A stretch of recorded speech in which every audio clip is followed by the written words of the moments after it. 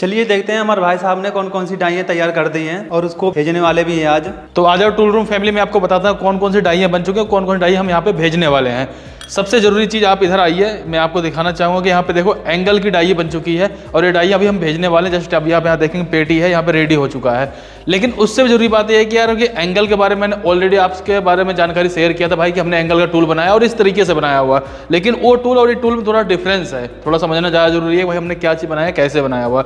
जो पहले वाला टूल था, अगर आपको याद हो कि मैंने यहाँ पे साइड से कटिंग करने के लिए बनाया हुआ था कि आप एंगल यहाँ से काट सकते हो, यहाँ से काट सकते हो। किसी का भी अगर फैब्रिकेशन का कोई काम है तो आराम से फ्रेम बनाने के काम में लिया जा सकता है। मतलब अगर आपने ऐसे काट लिया तो समझ लीजिए कि अगर 2 बार आपने ऐसे एंगल काट लिया तो इस तरीके से एंगल को आप जोड़ पाएंगे, यानी कि एक फ्रेम बना सकते हैं सिमिलर जैसा कि आप यहाँ पे देख रहे होंगे। जैसे अभी मैं आपको यहाँ पे दिखाना चाहूँ, ये देखिए यहाँ पे, अब इसी तरीके से आप एक एंगल यहाँ पे काटेंगे और यहाँ से लगा देंगे तो इसको एक फ्रेम बनाने में काफ़ी ज़्यादा आसानी आपको देखने को मिल जाएगी। उसके काम के लिए आप इसका यूज कर सकते हैं। इसके लिए हमने टूल बनाया था, काफ़ी बेहतरीन टूल बनाया था और उस वीडियो मैंने सारी जानकारी भी शेयर करी थी। लेकिन आज जो बनाया हुआ एंगल का टूल वो कुछ और ही अलग है, मतलब वो भी किसी फैब्रिकेशन काम में ही आएगा। लेकिन इंपॉर्टेंट क्या है, चलो आपको मैं दिखाता हूँ। मैं देखिए ये हमारे पास है यहाँ पे एंगल कटिंग का टूल जो कि बिल्कुल फाइनल हो चुका है और इसके साथ साथ देखेंगे और भी डाइयाँ हैं एंगल कटिंग के ही हैं, जो कि आप यहाँ पे देख रहे हैं पूरा सेट कंप्लीट पड़ा हुआ, ये भी सेट कंप्लीट पड़ा हुआ, ये भी सेट कंप्लीट पड़ा हुआ। और अब इस डाई को हम यहाँ पे भेजने वाले हैं। इस डाई का फंक्शन क्या है फिर आपको मैं क्लियर करता हूँ। देखिए इसमें एक कटिंग होगा। कटिंग मतलब होगा ये कि जैसे कि मान लीजिए आपका ये एंगल है, अब ये एंगल आप मान लो इस तरीके से यहाँ पे लगा दोगे। एंगल लगाने के बाद आपका इस कटिंग कुछ इस बी शेप में होगी, जैसा शेप आप यहाँ पे देख रहे हो इस शेप में कटिंग हो जाएगी। इसके बाद इसको बेंड किया जा सकता है, मैंने कई बार वीडियो में दिखाया भी है। इसको बेंड किया जाएगा। बेंड होने के बाद क्या सीन बनेगा मैं आपको दिखा देता हूँ। जैसा कि यहाँ पे देखेंगे पीस, पहले यहाँ पे क्या हुआ होगा कि सैंपल से पहले यहाँ पे बी कटिंग हुआ होगा। बी कटिंग होने के बाद इसको ऐसे बेंड कर दिया गया। अब होता क्या है इसमें सीन, मान लीजिए कि अगर मैंने यहाँ पर जो मेरी ये कटिंग है, ये जो ये कटिंग हुई है मेरी, अगर मान लीजिए 55 डिग्री हुई होगी, मान लीजिए 55 डिग्री अगर हमने यहाँ पे इस तरीके से बी काट दिया है, जब इसको हम बेंड करेंगे ना तो आप यहाँ पे देखेंगे कि करीब ये 125 डिग्री बनेगा। अगर हम यहाँ से डिग्री चेक करना चाहेंगे तो कहने का मतलब ये हो गया जैसे आपका डिग्री प्रोडक्टर, अगर आप इसको देखिए कटिंग तो हमने टूल से अंदर की साइड में किया, लेकिन जब बेंड किया है तो आप देखेंगे यहाँ से डिग्री मेंटेन हो जाएगी आपकी। अगर मान लीजिए हो सकता है कि कोई भी अगर आप फैब्रिकेशन का काम कर रहे हो या फिर हो सकता है कि कोई भी आप प्रोजेक्ट बना रहे हो, उस प्रोजेक्ट में हो सकता है आपको एंगल में जो ये एंगल है, एंगल को भी अगर डिग्री में लगाना है तो उसके काम में आएगा। इस तरीके से हमने इस टूल को बनाया हुआ है और ये टूल का अलग अलग डिग्री पे अलग अलग तरीके से रिक्वायरमेंट थी, इसलिए हमने इसको इस तरीके से बनाया हुआ है। हालांकि यहाँ पे क्या क्या बातों को हमने ध्यान रखा मैं आपको बताता हूँ। अगर आपको कोई भी इस तरीके का काम करवाना हो तो आप हमसे काम करवा सकते हो। बेहतरीन काम करने की पूरी कोशिश करते हैं। जैसा कि आपको एग्जाम्पल देना चाहूँगा मैं, देखिए हमारा जो पीस कटिंग होगा वो सिर्फ इतना ही कटिंग होगा। अगर एंगल में से जब कटिंग होगा, देखिए ध्यान से देख लीजिएगा यहाँ पर, देखिए अगर यहाँ से कटिंग होगा ना तो सिर्फ ये पीस कटिंग मतलब इतना एरिया कटिंग होगा। लेकिन फिर भी जब पहले अगर हमने डाई कटवाई तो हमें खुद को महसूस हुआ नहीं यार इसमें डाई के साथ तो ठीक है, लेकिन पंच हमारा बहुत ज़्यादा कमजोर हो जाएगा। पंच इतना ही तो रहेगा, वो टूट जाएगा क्योंकि लोड पड़ेगा। 6 mm की सीट है। तो उस केस में हमने क्या किया देखेंगे, यहाँ पर हमने इसको प्लस करवाया है। ये वायर कट दोबारा से करवा के प्लस करवाया है। पंच भी देखोगे ये प्लस में हुआ पड़ा, यहाँ पे पंच प्लस में है, यहाँ पंच प्लस है, यहाँ पंच प्लस है। इसके साथ साथ यहाँ पर एक बात का और भी ध्यान रखा गया कि जो कटिंग करेगा ये एरिया आपका कटिंग करेगा और ये एरिया डाउन है जो कि ये अप है। इससे फायदा क्या है, जो ये प्लस वाला पॉइंट रहेगा, ये जो प्लस पॉइंट आप देख रहे होंगे ये सभी पंचों में है, ये प्लस वाला पॉइंट डाई के अंदर पहले एंट्री कर जाएगा। यहाँ पे डाई पहले अंदर एंट्री कर जाएगा, उसके बाद ये वाला एरिया कटिंग करेगा। इससे आपको 2 फायदा है। सबसे पहला फायदा ये है कि जब ये पहले एंट्री कर जाएगा तो पंच साइड में भागेगा नहीं, क्योंकि पीछे साइड तो कटिंग कर नहीं रहा। कई बार ज़्यादातर पंच इसी वजह से टूटता है, उसके बाद डाई भी खराब होती है। जब डाई के अंदर पहले पंच जा चुका है तो पंच पीछे तरफ भागेगा नहीं, पहला फायदा हो गया। दूसरा फायदा ये होगा जब ये कटिंग करेगा ना बिल्कुल स्मूथ कटिंग करेगा, उससे आपकी डाई और पंच दोनों की लाइफ रहेगी। इसके अलावा भी एक काम और भी किया गया जो मैं आपको बताना चाहूँगा, हालांकि मैंने कई वीडियो में बताया हुआ है। अभी आपको लग रहा होगा ना पंच यहाँ पे बिल्कुल सीधा है, जबकि ऐसा नहीं है। ये पंच जितनी दूर में ये कटिंग करेगा, यहाँ से लेके यहाँ तक एरिया में कटिंग करेगा, इसमें भी ऐसे में एंगल डाला हुआ है। ऐसे में एंगल इसलिए डाला हुआ है ताकि जो लोड है ना वो लोड एक बार में ना पड़े। जैसे कि अगर मैं इस पे देख रहा हूँ, अगर आप यहाँ पे ध्यान से देखिएगा, अगर मैं बात करूँ, अगर मैं डायरेक्ट इसको इस तरीके से काटूंगा यानी कि पूरा बहुत तगड़ा सा लोड पड़ेगा। लेकिन जब मैं अगर इसको ऐसे कर काट रहा हूँ, यानी कि ऐसे पहले यहाँ से कटता करता फिर यहाँ से कट रहा है, यानी कि जो कट रहे ऐसे करके कटेगा तो उसमें क्या होगा कि भाई पहले जो ये वाला एरिया हाई पॉइंट है, पहले ये आएगा टच होगा, उसके बाद धीरे धीरे करके यहाँ तक टच होगा। तो उससे क्या है, जो कटिंग लोड है वो डिवाइड हो जाएगा। डिवाइड होने से फायदा ये है कि आपकी प्रेस में आवाज़ कम आएगी। अगर आपकी प्रेस की कैपेसिटी थोड़ी सी कम है तो भी लोड नहीं पड़ेगा। तो इन बातों का ध्यान में रखते हुए मैंने सारा काम किया हुआ है। और बताओ, मैं आपको यहाँ पे मुझे फिक्स बताया गया है कि एक एंगल है, मान लीजिए 50 बाय जो आपका ये 50 बाय 50 का एंगल है 6 mm की थिकनेस है, उसमें इस तरीके से कटिंग करना है, ये मुझे बताया गया। लेकिन यहाँ पर मैंने अपनी तरफ से क्या किया मैं आपको दिखाता हूँ। मैंने अपनी तरफ से देखेंगे यहाँ पर 2 बोल्ट डाल रखे हैं। देखो यहाँ ध्यान देखना, यहाँ पे बोल्ट डाल रखा है, यहाँ पे बोल्ट डाल के दिया हुआ है। इसको हम नट से इसको एडजस्ट कर लेंगे, ये यहाँ से आगे और पीछे हो जाएगा। इसका मेन फायदा क्या है, यहाँ पे ध्यान से देखिए। अगर आप एंगल ऐसे लगा देते हो, ऐसे लगाने के बाद एक तो जो उनकी रिक्वायरमेंट थी वो तो मैंने फिक्स कर दिया। अगर मैं इसको ऐसे पीछे कर दूंगा, पीछे चला जाएगा और यहाँ पे जाके बिल्कुल से सट जाएगा ये।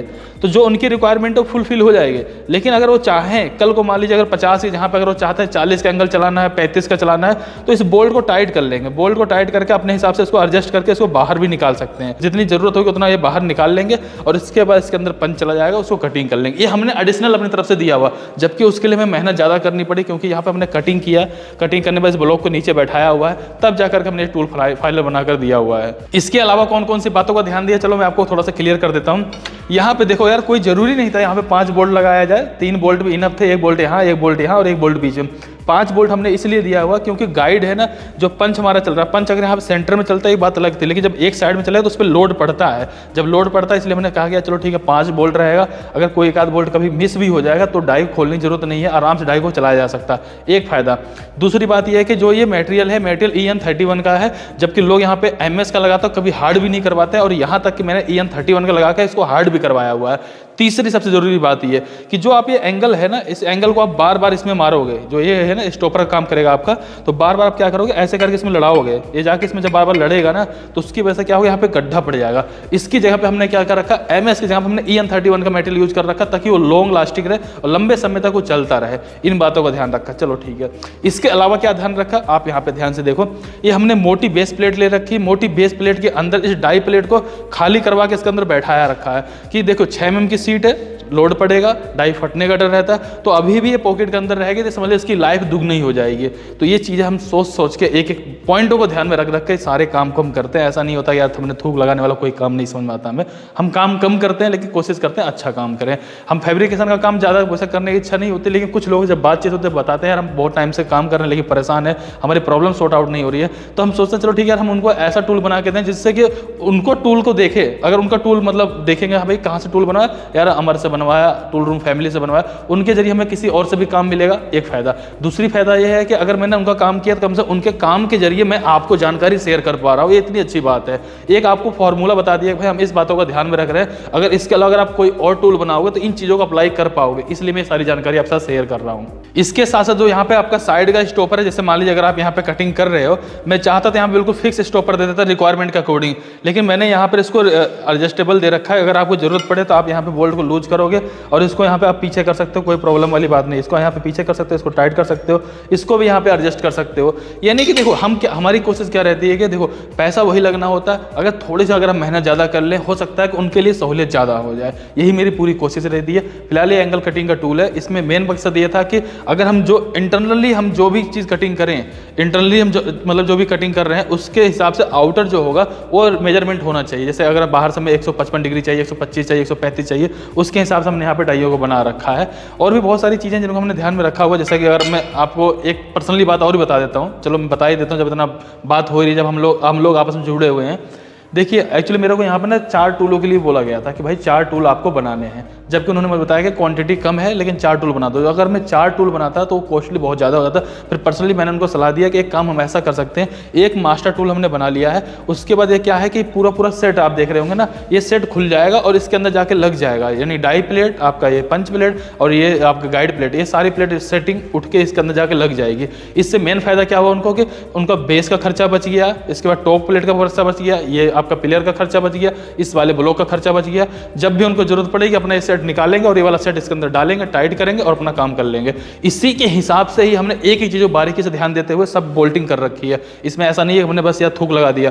अब यहाँ पे जो डाई प्लेट है बाकायदा इसके हिसाब से हाउसिंग में ग्राइंडिंग करी है, उसी के हिसाब से यहाँ बोल्टिंग करी हुई है और इसी के हिसाब से यहाँ पर सारे ड्रिल डबल बोल्ट किए गए हैं। इसी के हिसाब से वो पंच प्लेट है, पंच प्लेट भी इसी के हिसाब से यहाँ पर टाइट हो जाएगी। तो ये मतलब सारा कुछ ध्यान में रखते हुए हमने इस काम को इस तरीके से किया कि वो उसको मल्टीपल तरीके से यूज कर सकें, क्योंकि यार हर किसी का इतना बजट नहीं होता। अगर कोई मतलब किसी का छोटे मोटे शॉप वगैरह है तो भाई अब ऐसा नहीं, वो 5 टूल बनाएंगे तो इतना पैसा खर्च कर देंगे, उतना पैसा उनको वहाँ पे ना उससे रिकवर करना बहुत भारी पड़ जाएगा। इसलिए हमने सोचा यार चलो ठीक हम इस तरीके से काम को कर सकते हैं। देखो जो मेरी पूरी कोशिश रहती है कि हम काम को अच्छा से अच्छा करके दें और मैं एक लिमिट में काम करता हूँ। ऐसा नहीं सोचता मैं कभी नहीं मेरे पास बहुत ज़्यादा काम आ जाए और फिर लोगों में टाइम से काम न दे पाऊँ, क्वालिटी के साथ काम न दे पाऊँ। क्वालिटी क्या है कैसी वो आपके सामने है। जैसा मैंने कई बार बताया कि आपको यहाँ पे चैम्पर मारने की जरूरत होती है, इस पे चैम्पर मार दो, देखो यहाँ पे दिखा दो निकल, कोई कहेगा सिर्फ कहने वाली बात है। ये सब पे चैम्पर लगा रखा, सब पे चैम्पर लगा रहा। आपका हाथ अगर ऐसे लग जाए, अगर आप ऐसे पकड़ रहे हो, खोल रहे हो, बांध रहे हो तो ऐसी कोई दिक्कत ना आए। यहाँ से लेकर यहाँ तक सब चीज़ों में चैम्पर लगा रखा है। ये चीज़ें देखो एडिशनल हम खुद ही करते हैं। काफ़ी लोग क्या करते हैं ग्राइंड तक नहीं करते। मेरे पास एक कमेंट आता है कि अमर भाई तुम चैम्पर मारने की बात करो, लोग यहाँ साइड तो ग्राइंड ही नहीं करते।